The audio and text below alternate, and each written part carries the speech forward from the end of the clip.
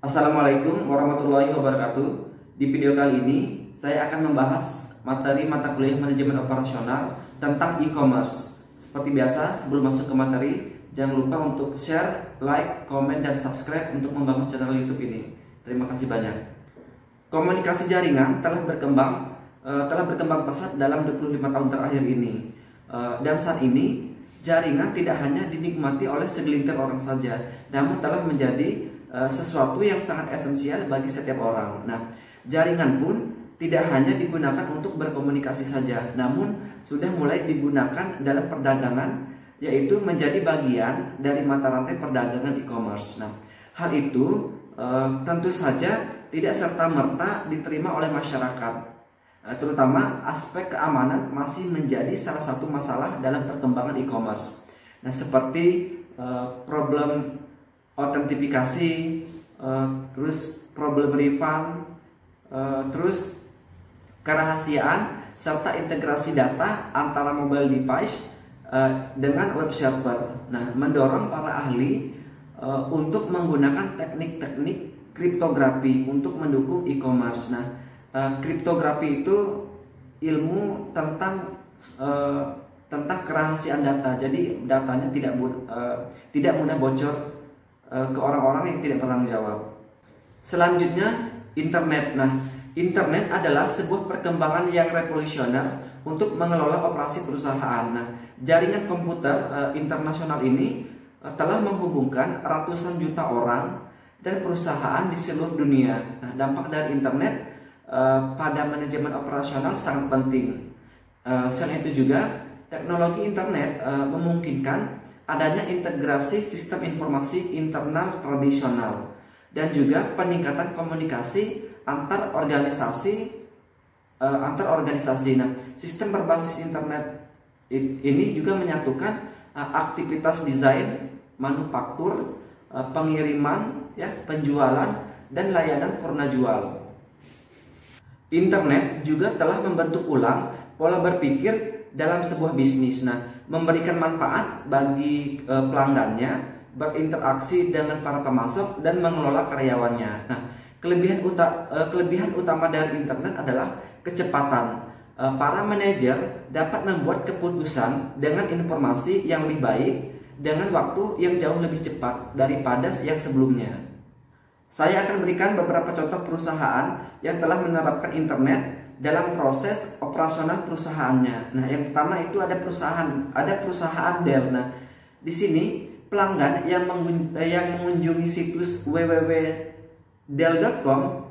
mereka dapat mengatur, memberikan harga dan memesan komputer dalam 24 jam per hari. Nah, mereka juga dapat mendapatkan status pesanan mereka secara terbaru dan informasi pengiriman serta mempunyai akses secara online. Nah, teknis yang sama juga digunakan oleh tim pendukung Dell melalui telepon. Dan yang kedua, perusahaan penerbangan Lufthansa dan Boeing. Nah, di sini mereka menerapkan sistem memiliki informasi pemeliharaan yang lengkap di web mereka untuk digunakan oleh karyawan di bidang jasa di seluruh dunia. Nah, Boeing juga memberikan akses online ke hampir semua informasi rekayasa yang terbaru dari mereka. Yang ketiga, perusahaan Integrated Technology Ltd. Nah, merupakan sebuah perusahaan manufaktur dari Inggris yang memproduksi peralatan diagnostik medis. Nah, saling bertukar model desain 3D secara langsung dengan kliennya di Eropa. Nah, melalui sebuah situs internet yang diamankan dengan password. Nah, selain itu juga praktik ini memungkinkan pelanggan untuk meninjau ulang aspek teknis produk dan juga melakukan analisis yang lebih canggih seperti simulasi tekanan dan aliran di sepanjang katup. E-commerce melakukan revolusi pada manajemen operasional dengan mengurangi biaya secara efektif. Nah, e-commerce di Indonesia sendiri yang merupakan tempat penjualan online berbasis internet yang memiliki fasilitas lengkap seperti toko dan shopping cart ataupun keranjang belanja. Ada juga CommerceNet Indonesia sebagai commerce service provider pertama di Indonesia yang menawarkan sebuah kemudahan dalam melakukan jual beli di internet. Indonesia sendiri telah bekerja sama dengan lembaga-lembaga yang membutuhkan e-commerce untuk melayani konsumen seperti PT Telkom dan Bank Indonesia. Selain itu, ada pula 7 situs yang menjadi anggota CommerceNet Indonesia seperti Plaza.com, Interaktif Mall 2000, Officeland, Kompas Cyber Media, terus ada juga Mizan Online Telekomunikasi Mall, dan Trikomsel. Selanjutnya macam-macam e-commerce. Yang pertama bisnis ke bisnis atau B2B, yaitu melibatkan penjualan produk dan layanan antar perusahaan. Contohnya menjual gas alam cair, menjual bahan bakar, menjual bahan kimia, dan lain-lain. Yang kedua bisnis ke konsumen atau disebut dengan B2C. Nah, yaitu melibatkan penjualan produk dan layanan secara eceran kepada pembeli perorangan. Nah, khususnya bisnis yang menjual produk dan jasa ke konsumen pada website e-commerce yang menyediakan halaman web yang menarik. Selain itu juga sistem pembayaran elektronik yang aman dan dukungan customer secara online. Nah, contohnya di sini seperti menjual buku, menjual piranti lunak, musik, dan lain-lain. Yang ketiga, konsumen ke konsumen atau disebut dengan C2C, yaitu melibatkan konsumen yang menjual secara langsung kepada konsumen. Nah, contohnya di sini adalah mereka yang menjual barang-barangnya dengan cara melelang, kemudian mereka setuju dengan penawaran yang paling tinggi. Materi selanjutnya, keuntungan dan kekurangan dengan adanya e-commerce. Nah, keuntungan yang dapat kita raih dengan penerapan e-commerce dapat dilihat dari tiga pihak utama yang terlibat di dalamnya, seperti organisasi, konsumen, dan masyarakat. Nah, yang pertama bagi organisasi ataupun perusahaan. Nah, di sini ada yang pertama pasar internasional. Nah, dengan penerapan e-commerce, sebuah perusahaan dapat memiliki sebuah pasar internasional. Bisnis mereka juga dapat dijalankan tanpa harus terbentur pada batas negara dengan adanya teknologi digital ini. Terus pihak perusahaan juga dapat bertemu dengan partner dan kliennya dari seluruh penjuru dunia. Hal ini menciptakan sebuah lembaga multinasional secara virtual. Yang kedua, penghematan biaya operasional. Nah, di sini biaya operasional dapat dihemat seperti biaya untuk membuat, biaya memproses, biaya untuk mendistribusikan, biaya untuk menyimpan, dan biaya untuk memperbaiki kembali informasi juga dapat ditekan. Yang kedua, kustomisasi massal. Nah, e-commerce telah merevolusi cara konsumen dalam membeli barang dan jasa. Produk-produk barang dan jasa dapat dimodifikasi sesuai dengan keinginan konsumen. Nah, contohnya di sini di masa lalu saat perusahaan Ford mulai memasarkan mobil produksinya. Nah, para pembeli hanya dapat membeli motor yang berwarna hitam karena pada saat itu yang dibuat memang hanya warna hitam yang disediakan. Nah, namun sekarang pembeli dapat mengkonfigurasi sebuah mobil sesuai dengan spesifikasi yang mereka inginkan dalam waktu beberapa menit. Misalnya, ketika mereka menentukan warna mobil yang mereka inginkan untuk mobil yang akan mereka beli. Nah, hanya dengan mengunjungi website Ford tersebut di internet. Yang keempat, berkurangnya kendala inovasi. Nah, yang dimaksud di sini adalah dengan e-commerce, suatu perusahaan dapat menghemat sumber daya manusianya karena mereka tidak dipusingkan lagi dengan sulitnya membuat penemuan baru untuk memodifikasi sebuah produk mereka. Nah, sebagai contoh perusahaan Motorola ya, handphone, dan Dell, perusahaan komputer. Nah, mereka dapat mengumpulkan para konsumennya yang memesan sebuah produk. Nah, para konsumen dapat membuat suatu daftar mengenai spesifikasi produk yang mereka inginkan dan mengirimkannya ke perusahaan secara online. Kemudian perusahaan dapat merencanakan produksi suatu produk berdasarkan spesifikasi konsumen dan mengirimkan hasilnya dalam jangka waktu beberapa hari ke depan. Yang kelima, biaya telekomunikasi yang lebih rendah. Nah, internet lebih murah dari sebuah jaringan seperti telepon, karena internet lebih murah untuk mengirimkan sebuah fax ataupun email via internet daripada melakukan deal telepon secara langsung. Yang keenam, digitalisasi proses dan produk. Nah, contohnya yaitu pada kasus produk software ya dan audio video. Nah, produk digital tersebut dapat diunduh ataupun dikirim lewat email secara langsung ke konsumen melalui internet dalam format digital. Nah, hal ini tentu saja menghemat waktu dan biaya pengiriman produk. Dan yang ketujuh yaitu batasan waktu kerja dapat diatasi. Nah, bisnis dapat dijalankan tanpa mengenal batas waktu karena dijalankan secara online melalui internet yang selalu beroperasi setiap harinya. Yang kedua, keuntungan bagi konsumen. Nah, yang pertama, ada akses penuh selama 24 jam setiap harinya. Nah, konsumen dapat berbelanja ataupun mengolah berbagai transaksi secara 24 jam setiap harinya, sepanjang hari, sepanjang tahun di sebagian besar lokasi. Nah, contoh memeriksa saldo, membuat pembayaran, dan memperoleh informasi lainnya. Yang kedua, lebih banyak pilihan. Nah, di sini konsumen tidak hanya memiliki sekumpulan produk yang bisa mereka pilih, namun juga daftar supplier internasional sehingga konsumen memiliki pilihan produk yang lebih besar dan lebih banyak.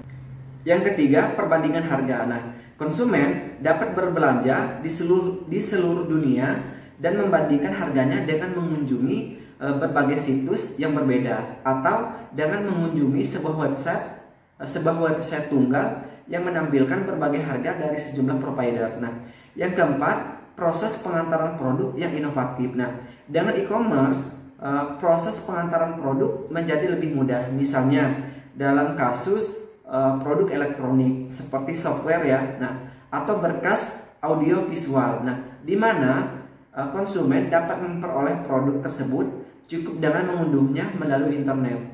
Yang ketiga, keuntungan bagi masyarakat. Nah, yang pertama, praktek kerja yang lebih fleksibel. Nah, e-commerce memungkinkan masyarakat bisa lebih fleksibel dalam menentukan tempat bekerja. Misalnya, mereka dapat bekerja dari rumahnya masing-masing tanpa harus pergi ke kantor. Yang kedua, terhubungnya masyarakat dengan masyarakat lain. Nah, masyarakat di negara berkembang dapat mengakses dan menikmati produk, layanan, dan informasi yang mungkin sulit mereka dapatkan di daerahnya.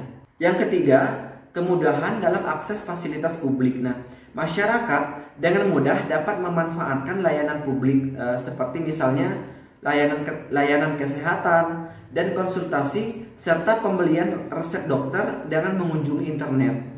Materi selanjutnya yaitu kelemahan dari e-commerce. Yang pertama, bagi organisasi ataupun perusahaan. Nah, yang pertama, keamanan sistem rentan untuk diserang. Nah, di sini terdapat sejumlah laporan mengenai website dan basis data yang dihack. Nah, dan berbagai lubang kelemahan keamanan dalam software. Hal ini dialami oleh beberapa perusahaan yang besar ya, seperti perusahaan Microsoft dan lembaga perbankan. Nah, masalah keamanan ini menjadi sangat penting karena bila pihak lain yang tidak berwenang dalam menembus sistem, maka dapat menghancurkan bisnis yang telah berjalan. Yang kedua, persaingan yang tidak sehat. Nah, di sini mereka yang di bawah tekanan untuk berinovasi dan membangun bisnis untuk memanfaatkan kesempatan yang ada dapat memicu terjadinya tindakan ilegal, yaitu menjiplak ide atau perang harga.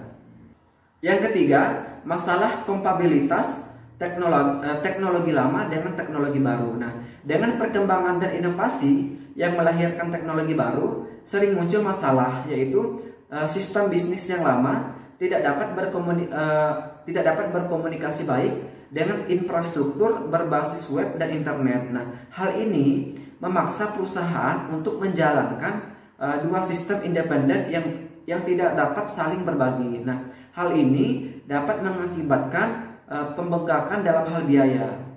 Yang kedua, kekurangan e-commerce bagi konsumen. Nah, yang pertama, perlunya keahlian komputer. Di sini tanpa menguasai keahlian komputer, mustahil bagi seorang konsumen dapat berpartisipasi dalam e-commerce. Pengetahuan dasar tentang komputer sangat diperlukan, antara lain untuk pengetahuan mengenai internet dan web. Yang kedua, biaya tambahan untuk mengakses internet. Nah, untuk ikut serta dalam e-commerce, konsumen dibutuhkan koneksi internet yang tentu saja menambah pos pengeluaran bagi konsumen. Yang ketiga, biaya peralatan komputer. Nah, komputer sangat diperlukan untuk mengakses internet. Tentu saja dibutuhkan biaya untuk mendapatkannya.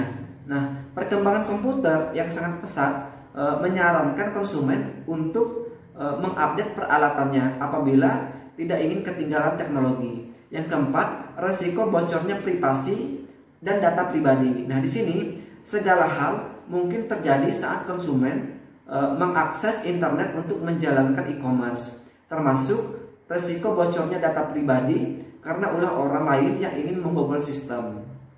Yang keenam, berkurangnya waktu untuk berinteraksi secara langsung dengan orang lain. Nah, transaksi e-commerce yang berlangsung secara online telah mengurangi waktu konsumen untuk dapat melakukan proses sosial dengan orang lain. Hal ini tidak baik karena dikhawatirkan akan dapat mengurangi rasa kepedulian terhadap lingkungan sekitar. Yang keenam, berkurangnya rasa kepercayaan karena konsumen berinteraksi hanya dengan komputer. Yang ketiga, kekurangan e-commerce bagi masyarakat. Nah, yang pertama ada berkurangnya interaksi antar manusia. Nah, karena masyarakat lebih sering berinteraksi secara elektronik, dimungkinkan terjadinya berkurangnya kemampuan sosial dan personal manusia untuk bersosialisasi dengan orang lain secara langsung. Yang kedua, kesenjangan sosial. Di sini terdapat bahaya potensial karena dapat terjadi kesenjangan sosial antara orang-orang yang memiliki kemampuan teknis dalam e-commerce dengan yang tidak. Nah, yang memiliki keahlian bisa digaji lebih tinggi daripada yang tidak.